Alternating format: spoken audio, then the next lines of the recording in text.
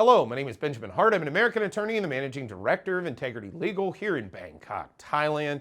As the title of this video suggests, we're asking the question, we're sort of comparing and contrasting the difference between a standard Thai company setup. And what I mean to say when I say that is sort of a standard Thai company setup in line with the Foreign Business Act. For those who are unaware, foreign nationals in Thailand must be in compliance with the Foreign Business Act when incorporating a business entity. Now, there may be ways to be in line with that.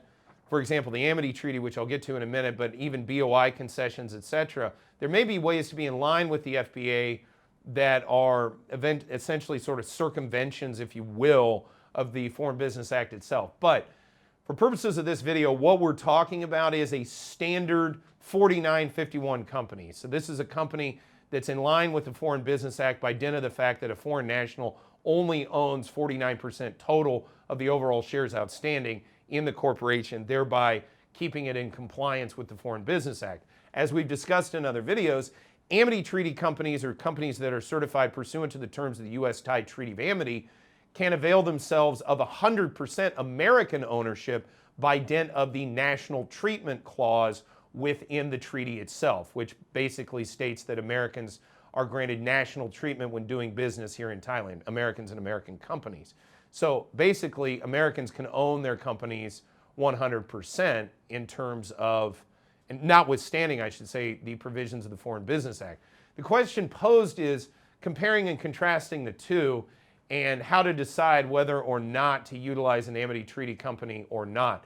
One of the big questions, first of all, to be asked is, are all the foreign participants in the proposed business enterprise American? Because if they're not American, then you're going to have all kinds of problems associated with American Amity certification.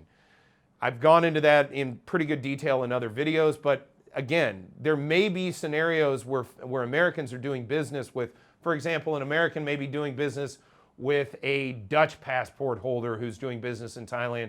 They want to set up a company, and the Dutch passport holder is going to be a shareholder in that company. Well, Amity certification is not going to be available under that fact pattern in those circumstances. So the thing to take away from this video is there are differences between just a standard corporate setup in Thailand in compliance with the Foreign Business Act.